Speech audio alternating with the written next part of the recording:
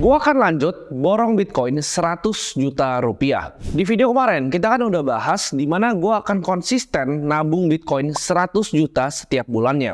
Jadi kemarin udah 100 juta pertama, sekarang akunnya gua udah top up lagi 100 juta dan kita akan borong lagi Bitcoin 100 juta. Kenapa sebenarnya gue bikin video seperti ini? Gue cuma pengen tunjukin ke kalian kalau tumbuhin aset, ya bikin aset kalian dari kecil sampai besar, itu nggak perlu strategi yang ribet. Di sini kita nggak ngomong masalah nominalnya.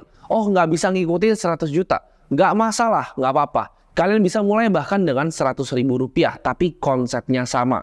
Gue cuma pengen demonstrasiin aja. Kira-kira kalau kita lakukan ini secara konsisten dalam setahun, 2 tahun, bahkan 3 tahun ke depan, hasilnya itu jadi sebesar apa? Karena investasi itu sebenarnya nggak perlu ribet ya. Jadi kita cari hal yang simple, hal yang sederhana, yang bisa kita praktekkan setiap bulannya. Untuk yang nominalnya kecil, nggak masalah. Kita bangun kebiasaan investasi kita ya. Jadi berapapun uang yang kita punya, kita biasakan untuk kita sisihkan untuk berinvestasi. Mau itu 100 ribu, 200 ribu, 500 ribu, bahkan 1 juta rupiah, kita biasain dulu ya. Jadi di saat nanti income kita udah meningkat besar ya, kita udah punya kebiasaan untuk berinvestasi. Kenapa kita belinya di area yang sekarang? Nanti gue akan jelaskan lebih detail di belakang. Tapi di sini gue mau kasih tahu ke kalian, dari datanya, ini kita lihat ya, data di sini, 50% Bitcoin yang ada di dunia ini itu udah nggak pernah gerak. Artinya para paus-paus besar nih yang beli Bitcoin itu banyak. Contohnya seperti foundernya Twitter Jack Dorsey atau Michael Saylor.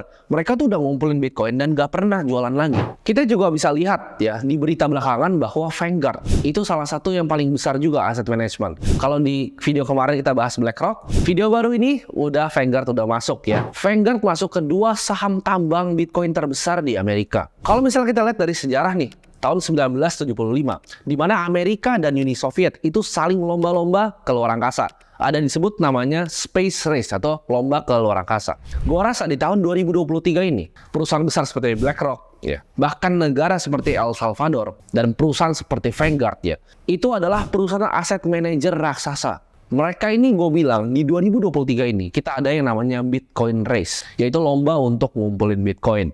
Bahkan salah satu konglomerat paling besar di Indonesia, atau mungkin yang paling besar, itu miningnya top 10 ya. Tambang Bitcoin di Indonesia itu ada yang top 10 dunia hashing powernya, dan dia nggak jualan. Mungkin ada beberapa teman-teman di sini yang udah explore lebih jauh tentang dunia cryptocurrency lalu bertanya, kenapa kita borongnya di video kali ini cuma Bitcoin aja? Kenapa kita nggak beli Ethereum? Kenapa kita nggak beli koin-koin lain mungkin seperti Ripple, seperti BNB atau koin-koin besar lainnya? Jawabannya sangat sederhana. Dari 2.412 koin yang kalian lihat di sini, hanya satu ya garis yang warna hitam ini adalah Bitcoin. Gue pribadi sebagai seorang investor, gue itu penganut kesederhanaan. Kenapa? Karena investasi itu adalah suatu hal yang kompleks. Maksudnya apa? Di situ tuh ada emosi. Mungkin kalian bisa strateginya panjang dari A sampai Z. Tapi emosi ini kadang-kadang bikin kita nggak bisa stick sama target kita. Nggak bisa stick sama plan kita. Baru turun kita udah jualan. Tapi kalau kita udah di layout nih, strategi yang simple. Setiap bulan sisihin uang untuk beli suatu aset. Itu gampang untuk kita ikutin dan emosi bisa kita kesampingkan. Mau nanti Bitcoin turun pun kita bisa kesampingkan emosi itu. Dan kita akan lanjut untuk investasi sampai akhirnya naik lagi. Jadi kalau bisa suatu hal tuh dibikin simple, dibuat sesimpel mungkin supaya kita bisa rutin untuk melakukannya. Dan balik lagi jawaban gue kenapa gue nggak beli koin lain, simple ya. Bitcoin itu nggak pernah ada software update. Gue tahu ya, di saat Satoshi publish white papernya itu, setiap 10 menit akan ada blok baru. Setiap 10 menit akan ada blok baru. Seperti matahari terbit dari timur. Setiap hari terbitnya dari timur. Setiap 10 menit Bitcoin ada blok baru. Sedangkan Ethereum kita nggak tahu. Waktu itu proof of work, di mana orang bisa mining. Sekarang akhirnya proof of stake. Validatornya tinggal 2. Ini ada wacana lagi naikin sampai 2.000 lebih ya. Minimum untuk running validator Ethereum. Gue nggak tahu nih ya. Kalau Vitalik and the gang coba untuk ubah-ubah yang lain, gue rasa ini nggak truly decentralized. Apakah nggak boleh untuk investasi yang lain? Boleh banget. Tapi anggapnya berbeda seperti Bitcoin. Bitcoin itu kita lihat sebagai kayak emas digital ya. Monetary good. Ya, properti digital. Sedangkan yang lain ini, Ethereum, BNB, itu sebagai perusahaan. Ada foundernya, ada manajemen timnya, ya ada yang running. Jadi selain Bitcoin, semua ini kita investnya ibaratnya venture capitalist ya. Orang-orang yang berinvest di perusahaan awal-awal. Dan gue pribadi sangat suka Bitcoin. Kenapa? Karena sifatnya yang limited. Kita tahu cuma akan ada 21 juta Bitcoin yang pernah ada di dunia ini. Dan 19.400.000 sudah ditambang per video ini dibuat. Bitcoin itu menurut gua valuasi masih relatif murah karena kita nggak bisa value seperti saham, ada discounted cash flow hitungannya. Kita nggak bisa valuasi seperti properti, ada earnings dan segala macam. Tapi Bitcoin itu adalah monetary goods ya. Jadi kita lihatnya berbeda. Kita harus lihat ini sebagai uang. Kita harus pelajarin sejarah uang untuk bisa ngerti ini. Bitcoin itu totalnya ya baru 4%-an dari total kapitalisasi pasarnya emas. Emas itu adalah aset 12 sampai 14 triliun dolar. Sedangkan Bitcoin per video ini dibuat masih 500 miliar dolar. Mungkin kalau kalian nonton video ini tapi mungkin 2 tahun lagi pasti udah beda. Mungkin udah 1 triliun bahkan 2 triliun dolar market cap ya. Nah mungkin pertanyaan dari kalian, kenapa akhirnya gue bikin seriesnya itu waktu sekarang, bukan kemarin pas gue mulai awal beli waktu di Februari. Di sini gue akan sharing dikit ke kalian apa yang gue lihat nih dari harga Bitcoin sekarang. Jadi kita akan lihat aja langsung bareng-bareng. Di sini gue pengen sharing ke kalian apa yang gue lihat sebenarnya di price actionnya Bitcoin. Kita lihat Bitcoin itu sudah naik, terakhir itu paling tinggi di 68.000 dolar dan paling bottomnya itu waktu itu sempat di 15.000 dolar. Analisa gue, Bitcoin itu udah sentuh bottomnya dan gak akan pernah break dari 15.500 lagi. Kalau misalnya kita lihat ya secara siklus ya, jadi ini bukan pengalaman pertama gue ngeliat Bitcoin, karena Bitcoin gue udah lihat 2 siklus sebelumnya, tahun 2017 dan terakhir kemarin pas naik di 2021. Jadi ini siklus ketiga gue, ini bukan pengalaman pertama gue. Nah kita kan lihat dari siklus 2017-2018 dulu. Jadi di 2017 dan 2018 itu kapitulasinya ya dari antara dia pertama turun ya bear market sampai kapitulasi itu sekitar 1186 hari ya. Dan kalau kita tarik dari terakhir all time high-nya siklus yang terakhir ini ya 2021, kita lihat itu 1.800, kalau misalnya 86 hari itu kan nyampe di sekitar Januari dan Februari 2025. Jadi kalau misalnya siklusnya berulang, harusnya Bitcoin akan naik di sekitar Januari dan Februari dari 2025. Banyak orang salah kaprah, mereka pikir Bitcoin itu akan naik pas halving. Enggak. Jadi Bitcoin itu actually naik bukan pas halvingnya ya. Halvingnya kita tahu ada di April 2024. Sedangkan kenaikan Bitcoin itu akan ada di justru Januari dan Februari dari 2025. Kalau untuk kita bisa prediksi, kalian mungkin nanya, kok naiknya bisa sampai berapa Bitcoin? Jawabannya bohong kalau ada yang bisa jawab kalian bisa naik sampai berapa. Orang akan cuma bisa prediksi tapi nggak bisa kasih tahu kalian naiknya itu akan sampai berapa. Karena gini, di setiap siklus top itu nggak pernah bisa ada yang bisa prediksi. Tapi bottom selalu bisa diprediksi. Kita prediksi bottom pakai apa? Simple. Pakai all time high dari siklus sebelumnya. Jadi untuk tahunya kita tarik nih dari all time high sebelumnya. Kenapa gue pakai monthly chart? Karena gue suka lihat sebuah aset itu dalam view yang jangka panjang. Kalau kita lihat dari all time high di sini, ini areanya menurut gue, ini udah gak akan pernah Bitcoin itu bisa turun lagi. Karena penjelasan sederhana, kalau kalian lihat di sini, Bitcoin dari all time high-nya ya, 68.000 yang tadi gue bilang, dia itu udah turun setahunan lebih. Kapitulasinya sudah setahunan lebih dan ini udah memakan banyak korban. FTX, Luna dan teman-temannya. Kalau kapitulasi ini udah terjadi, ini hitungan matematika sederhananya. Anggap kalian orang yang beli di 68.000 dan kalian percayakan Bitcoin. Kalian akan average down dong. Terus sampai kemarin misalnya, kalian average down sampai 15.000, nggak menyerah nih.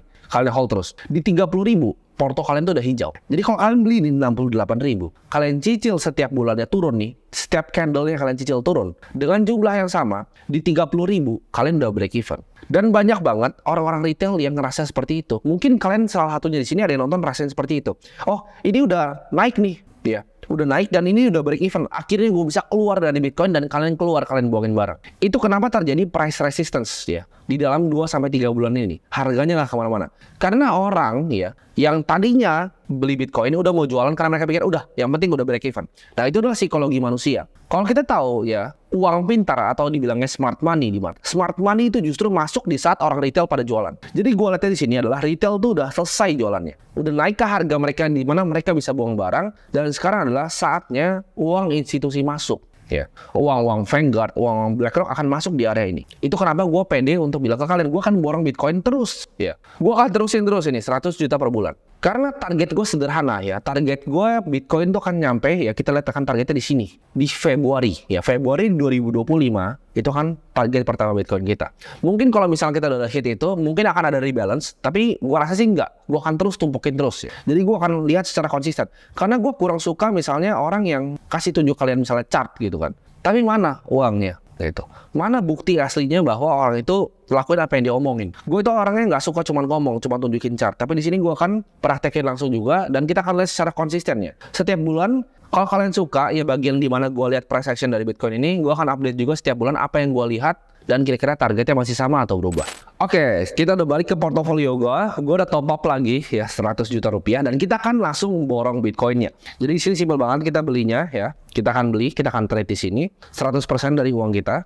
Ini kenapa jawabannya nggak 100 juta? Kenapa 99 juta 99 sekian? Karena ini gue transfernya pakai BCA dan limit mobile bankingnya di 100 juta.